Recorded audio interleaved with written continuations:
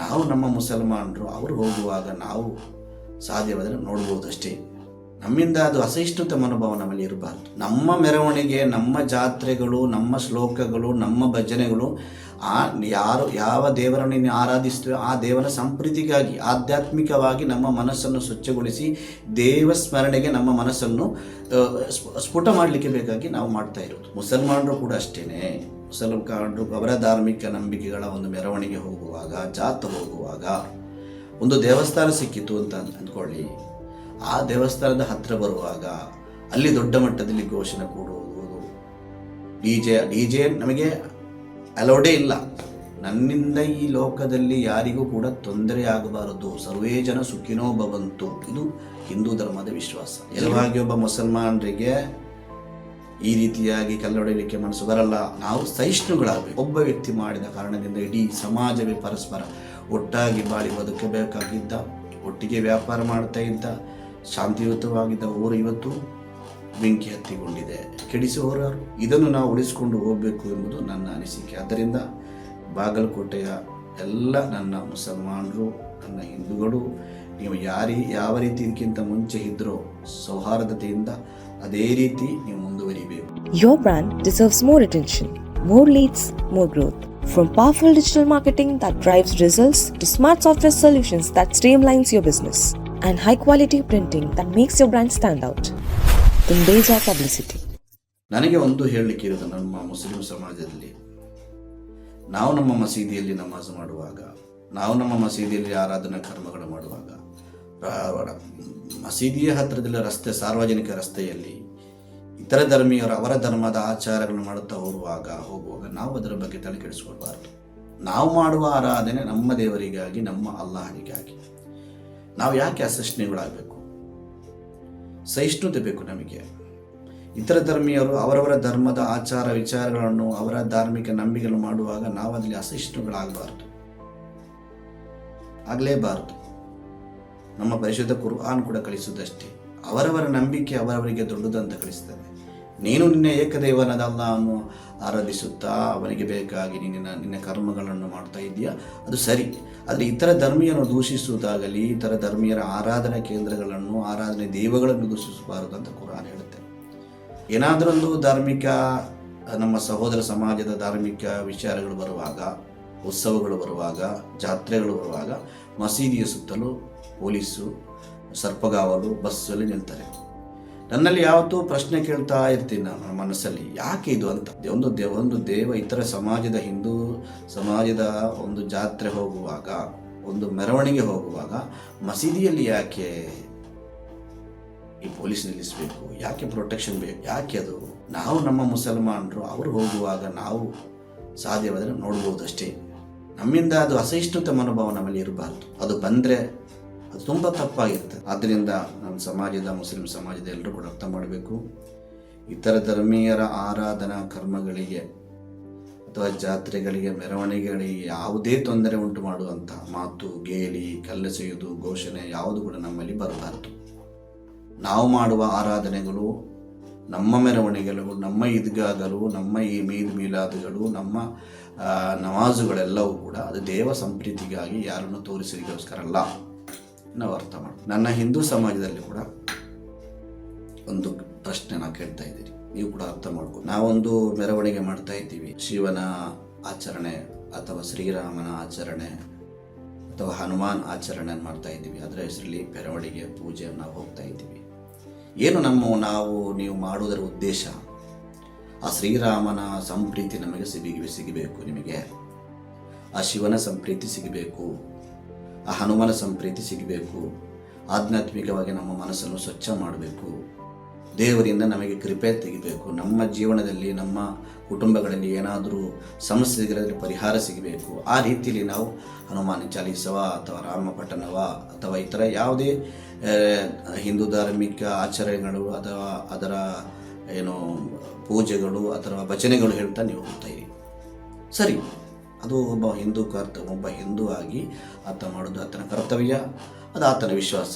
ಆದರೆ ಒಂದು ಮಸೀದಿ, ನೀವು ಭಜನೆ, ಒಂದು ಮೆರವಣಿಗೆ ಹೋಗುವಾಗ ಒಂದು ಮಸೀದಿ ಸಿಕ್ತು ಅಂದರೆ, ಒಂದು ಮಸೀದಿ ರೋಡಲ್ಲಿ ಇದೆ ಅಂದರೆ, ರಸ್ತೆ ಬದಿಯಲ್ಲಿದೆ ಅಂದರೆ ಅಲ್ಲಿ ಹೋಗುವಾಗ ಯಾಕೆ ಆರ್ಭಟ ಮಾಡೋದು? ಆ ಮಸೀದಿ ಹತ್ರ ಹತ್ತುವಾಗ DJ ಜಾಸ್ತಿ ಮಾಡೋದು ಯಾಕೆ? ಅವರನ್ನು ಕೆರಳಿಸುವಂತಹ ಘೋಷಣೆಗಳು ಯಾಕೆ?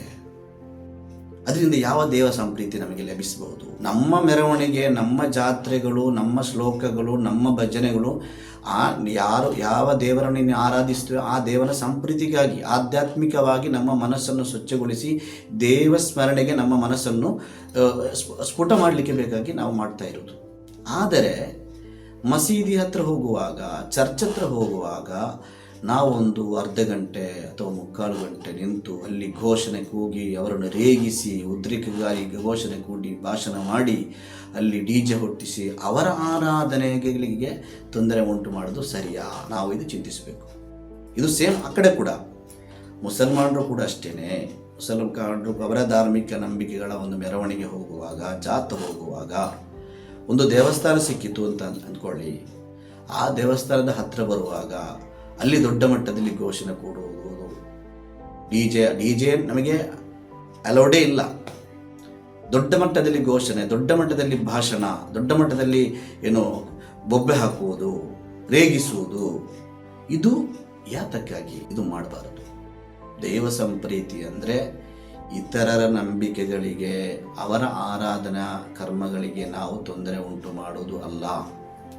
ಅದು ಮುಸಲ್ಮಾನ ಆಗಲಿ, ಹಿಂದೂ ಆಗಲಿ, ಕ್ರೈಸ್ತ ಆಗಲಿ, ದೇವರ ನಂಬಿಕೆ ಯಾಕೆ ಬೇಕು? ನಾವು ನಂಬುವಂತಹ ದೇವರ ಸಂಪ್ರೀತಿ ಗಳಿಸಲು. ನನ್ನಿಂದ ಈ ಲೋಕದಲ್ಲಿ ಯಾರಿಗೂ ಕೂಡ ತೊಂದರೆ ಆಗಬಾರದು, ಸರ್ವೇ ಜನ ಸುಖಿನೋ ಭವಂತು, ಇದು ಹಿಂದೂ ಧರ್ಮದ ವಿಶ್ವಾಸ. ಎಲ್ಲರಿಗೂ ಕೂಡ ಸುಖವಾಗಿರಬೇಕು, ಎಲ್ಲರೂ ಕೂಡ ನೆಮ್ಮದಿಯಾಗಿರಬೇಕು, ಎಲ್ಲರೂ ಕೂಡ ಅವರವರ ಧರ್ಮಗಳ ಆಚರಣೆ ಮಾಡ್ತಾ ಅವರ ದೇವ ಸಂಪ್ರೀತಿಗಳಿಗೆ ಅವರು ಹೋಗಬೇಕು. ಇದು ಭಾರತದ ಒಂದು ವೈಶಿಷ್ಟ್ಯ. ನಿನ್ನೆ ಮತ್ತೊಂದು ವಿಚಾರ ಕೂಡ ನಾನು ನೋಡಿದೆ. ಮುಸಲ್ಮಾನರು ರಂಜಾನ್ನಲ್ಲಿ ತರಾವಿ ನಮಾಜ್ ಮಾಡುವಾಗ ಅವರಿಗೆ ಬೆಂಗಾವಲಾಗಿ ಹಿಂದೂ ಸಹೋದರರು ನಿಂತಹ ಒಂದು ಫೋಟೋ ನೋಡಿದೆ. ಇದು ನಮ್ಮ ಭಾರತ. ಯಾಕೆ ನಾವು ಇದು ರಾಜಕೀಯ ಥರ ಧಾರ್ಮಿಕ ವೇದಿಕೆಗಳನ್ನು, ಧಾರ್ಮಿಕ ಮೆರವಣಿಗೆಗಳನ್ನು, ಧಾರ್ಮಿಕ ಪೂಜಾ ವಿಧಿಗಳನ್ನು, ಧಾರ್ಮಿಕ ಇದ ಮೇಲೆ ಆದ ನಮಾಜ್, ಈ ಥರ ಯಾವುದೇ ಕಾರ್ಯಕ್ರಮಗಳನ್ನು ರಾಜಕೀಯಕ್ಕಾಗಿ ನಾವು ಬಳಸುವಾಗ ಈ ರೀತಿ ಅನಾಹುತಗಳು ಆಗುತ್ತವೆ. ನಿಜವಾಗಿ ಒಬ್ಬ ಮುಸಲ್ಮಾನರಿಗೆ ಈ ರೀತಿಯಾಗಿ ಕಲ್ಲೊಡೆಯಲಿಕ್ಕೆ ಮನಸ್ಸು ಬರಲ್ಲ. ತುಂಬ ಹೊತ್ತು ಘೋಷಣೆ ಕೂಗಿಯಲ್ಲಿ ನಾನು ನೋಡಿದಂಥ ವಿಚಾರದಲ್ಲಿ, ನಾನು ಕೇಳಿದಂಥ ವಿಚಾರ ಹೇಳ್ತಾ ಇದ್ದೀನಿ. ಇದು ಯಾರ ಪರವಾಗಿಯೋ ವಿರೋಧದಲ್ಲಿ ನಾವೆಲ್ಲ ನಮ್ಮನ್ನೇ ಪ್ರಶ್ನೆ ಮಾಡಬೇಕು.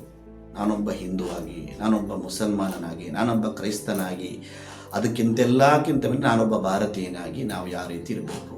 ನಮ್ಮ ಆರಾಧನೆ ಕರ್ಮಗಳು, ನಮ್ಮ ಪೂಜೆಗಳು, ನಮ್ಮ ನಮಾಜುಗಳು, ನಮ್ಮ ರೋಜಗಳು, ನಮ್ಮ ಜಾತ್ರೆಗಳು, ನಮ್ಮ ಮೆರವಣಿಗೆಗಳು ಯಾವ ರೀತಿ ಇರಬೇಕು? ನಾವು ನಮ್ಮ ದೇವ ಸಂಪ್ರೀತಿಗಾಗಿ ಮಾಡುವಂಥ ಆಧ್ಯಾತ್ಮಿಕ ಇರುವಂಥ ವಿಚಾರಗಳನ್ನು ಸಂಘರ್ಷಗಳ ಎಡೆ ಮಾಡಿಕೊಡುವಂಥ ವಿಚಾರಗಳಿಗಾಗಿ ಮಾರ್ಪಾಟಾಗಿ ಅದರಿಂದ ರಾಜಕೀಯ ಬೇಳೆ ಬೇಯಿಸೋದು, ರಾಜಕೀಯ ಲಾಭ ಪಡೆಯುವ ಹಾತೊರೆಯುವುದು ಕೆಲವು ಜನರಿಗೆ ಅದು ಲಾಭ ಆಗುತ್ತೆ. ಈ ಲಾಭಕ್ಕೋಸ್ಕರ ಧಾರ್ಮಿಕ ಒಂದು ವಿಚಾರಗಳನ್ನೇ ನಾವು ತಂದು ಹಿಂದೂ ಮುಸ್ಲಿಂ ಅಂತೇಳಿ ದ್ವೇಷ ಹರಡುವಂಥ ವಿಚಾರ ನಾವು ಮಾಡಬಾರ್ದು. ನನ್ನ ಹಿಂದೂ ಕ್ರೈಸ್ತ ಮುಸಲ್ಮಾನರು ಹೇಳ್ತಾ ಇರೋದು, ಯಾರದೇ ಮೆರವಣಿಗೆ ಹೋಗಲಿ, ಯಾರದೇ ಜಾತ್ರೆಗಳು ಹೋಗಲಿ, ಯಾವುದೇ ಧಾರ್ಮಿಕ ನಂಬಿಕೆ ಕಾರ್ಯಗಳಿರಲಿ, ನಾವು ಸಹಿಷ್ಣುಗಳಾಗಬೇಕು. ಇನ್ನೊಬ್ಬರ ಧಾರ್ಮಿಕ ನಂಬಿಕೆಗಳಿಗೆ, ಮೆರವಣಿಗೆಗಳಿಗೆ, ಜಾತ್ರೆಗಳಿಗೆ ನಾವು ತೊಂದರೆ ಉಂಟು ಮಾಡಬಾರದು.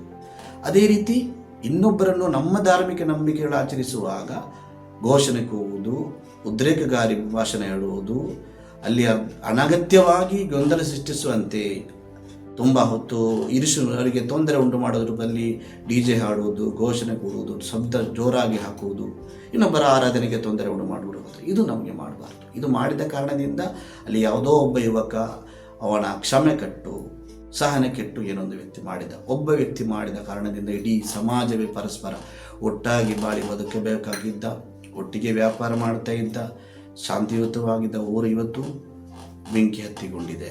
ಕೆಡಿಸುವವರು ಯಾರು? ಜವಾಬ್ದಾರರು ಯಾರು? ಗುಂಪಲ್ಲಿ ಎಲ್ಲರೂ ಹಾರಾಡ್ತಾ ಇರ್ತಾರೆ. ಗುಂಪಲ್ಲಿ ಯಾವುದೋ ಒಬ್ಬ ಕ್ರಿಮಿ ಒಬ್ಬ ಸಾಕು 10 ಲೀಟ್ರ್ 100 ಲೀಟ್ರ್ ಹಾಲಿದ್ರು ಅದಕ್ಕೆ ಸ್ವಲ್ಪ ಉಪ್ಪು ಸಾಕಬೇಕು, ಹಾಳಾಗಲು. ಈ ರೀತಿ ಇಂತಹ ಉಪ್ಪುಗಳನ್ನು ಅಥವಾ ಸಮಾಜದ ಸ್ವಾಸ್ಥ್ಯ ಕೆಡಿಸುವ ಕೆಲವು ಜನರನ್ನು ನಾವು ಸರಿಯಾಗಿ ಅರ್ಥ ಮಾಡಿಕೊಂಡು ನಮ್ಮ ಭಾರತೀಯತೆ ಅಂದರೆ ತನ್ನ ಧರ್ಮವನ್ನು ಉಳಿಸಿಕೊಂಡು, ತನ್ನ ವಿಶ್ವಾಸವನ್ನು ಉಳಿಸಿಕೊಂಡು, ಇನ್ನೊಬ್ಬರ ಧರ್ಮದ ಭಾವನೆಗಳಿಗೆ ಬೆಲೆ ಕೊಡುವಂತಹ, ಗೌರವ ಕೊಡುವಂತಹ ಆ ಒಂದು ಮನಸ್ಥಿತಿಯನ್ನು ಬೆಳೆಸಿಕೊಂಡು ಹೋಗುವುದೇ ಭಾರತೀಯತೆ. ಇದನ್ನು ನಾವು ಉಳಿಸಿಕೊಂಡು ಹೋಗಬೇಕು ಎಂಬುದು ನನ್ನ ಅನಿಸಿಕೆ. ಆದ್ದರಿಂದ ಬಾಗಲಕೋಟೆಯ ಎಲ್ಲ ನನ್ನ ಮುಸಲ್ಮಾನರು, ನನ್ನ ಹಿಂದೂಗಳು, ನೀವು ಯಾವ ರೀತಿ ಇದಕ್ಕಿಂತ ಮುಂಚೆ ಇದ್ದರೋ ಸೌಹಾರ್ದತೆಯಿಂದ ಅದೇ ರೀತಿ ನೀವು ಮುಂದುವರಿಬೇಕು. ಆದಂತಹ ಘಟನೆಯಲ್ಲಿ ಈಗಾಗಲೇ ಅಲ್ಲಿನ ಮುಸಲ್ಮಾನರ ಸಮಿತಿ ಪದಾಧಿಕಾರಿಗಳ ವಿಡಿಯೋ ನೋಡಿದೆ. ಅದು ಆಗಬಾರ್ದಿತ್ತು ಅಂತ ಅವರು ಕೂಡ ಹೇಳ್ತಾ ಇದ್ದಾರೆ. ಯಾರೋ ಅದು ಪೂರ್ವಯೋಜಿತ ಕೃತ್ಯ ಅಂತ ಹೇಳೋಕ್ಕಾಗಲ್ಲ. 7:30-8 ಗಂಟೆಗೆ ಮುಗಿಬೇಕಿದ್ದಂತಹ ಜಾತ್ರೆಯು ಅನಾಗತ್ಯವಾಗಿ ತುಂಬ ಹೊತ್ತು ಮಸೀದಿಯ ಮುಂದೆ ನಿಂತು ಘೋಷಣೆಗಳು ಕೂಗುವಾಗ ಅಲ್ಲಿ ನಮಾಜ್ ಮಾಡಲಿಕ್ಕೆ ಆಗಲಿಲ್ಲ ಅಂತ ಹೇಳಿ, ಆದರೂ ಕೂಡ ಸಹಿಷ್ಣುತೆ ಬೇಕಿತ್ತು. ಸಹನೆ ಕೆಟ್ಟು ಯಾವುದೊಬ್ಬ ಯುವಕ ಮಾಡಿದ ಕಾರಣಕ್ಕೆ ಇಡೀ ಸಮಾಜವನ್ನು ದೂಷಿಸುವುದು, ಇಡೀ ಒಂದು ವರ್ಗವನ್ನೇ ದೇಶದ್ರೋಹಿಯಾಗಿ, ಹಿಂದೂ ವಿರೋಧಿಯಾಗಿ ಚಿತ್ರೀಕರಿಸುವುದು ತಪ್ಪಾಗಿರ್ತದೆ. ತಪ್ಪು ಯಾರು ಮಾಡಿದರೂ ಕೂಡ ಅಲ್ಲಿ ಮುಸಲ್ಮಾನ ಅಂತಲೋ, ಅಲ್ಲಿ ಹಿಂದೂ ಅಂತಲೋ, ಕ್ರೈಸ್ತ ಅಂತ ನೋಡಬೇಡಿ. ಅದು ಕ್ರೈಮನ ರೂಪದಲ್ಲಿ ನೋಡಬೇಕು. ಯಾವ ಧರ್ಮಕ್ಕೆ ಅದನ್ನು ಸಮೀಪಿಸಬಾರದು. ಈ ರೂಪದಲ್ಲಿ ನಾವೆಲ್ಲ ಒಗ್ಗಟ್ಟಾಗಿ ಮುಂದೆ ಸಾಗೋಣ. ಈ ಕಾರ್ಯಕ್ರಮದ ಪ್ರಾಯೋಜಕರು Gadiyar group of companies, specialised in piling and shoring, engineering consultancy, firefighting, steel structures, real estate. Office SIT Tower, Silicon Oasis, Dubai, UAE. ಸ್ನೇಹಿತರೆ, ನಿಮ್ಮ ಅದ್ಭುತ ಬೆಂಬಲದಿಂದ ಸನ್ಮಾರ್ಗ ನ್ಯೂಸ್ ಚಾನೆಲ್ ಈಗ 2 ಲಕ್ಷ ಸಬ್ಸ್ಕ್ರೈಬರ್ಗಳನ್ನು ದಾಟಿದೆ. ಇದು ನಮ್ಮ ಯಶಸ್ಸಲ್ಲ, ಇದು ನಿಮ್ಮ ಯಶಸ್ಸು. ನಮ್ಮ ಮುಂದಿನ ಗುರಿ 4 ಲಕ್ಷ. ಇದು ಕಷ್ಟವಲ್ಲ. ನೀವು ಮಾಡಬೇಕಾದದ್ದು ಸಿಂಪಲ್. ನೀವು ಸನ್ಮಾರ್ಗ ನ್ಯೂಸ್ ಚಾನೆಲ್ ವಿಡಿಯೋವನ್ನ ನಿಮ್ಮ ಸ್ನೇಹಿತರಿಗೆ, ಕುಟುಂಬದವರೊಂದಿಗೆ ಹಂಚಿಕೊಳ್ಳಿ ಮತ್ತು ಅವರಲ್ಲೂ ಸಬ್ಸ್ಕ್ರೈಬ್ ಮಾಡಲು ಹೇಳಿ. ನೀವು ಶಕ್ತಿಯನ್ನು ಕೊಡಿ, ನಾವು ನಿಖರ ಸುದ್ದಿ ಕೊಡ್ತೇವೆ. ಧನ್ಯವಾದಗಳು.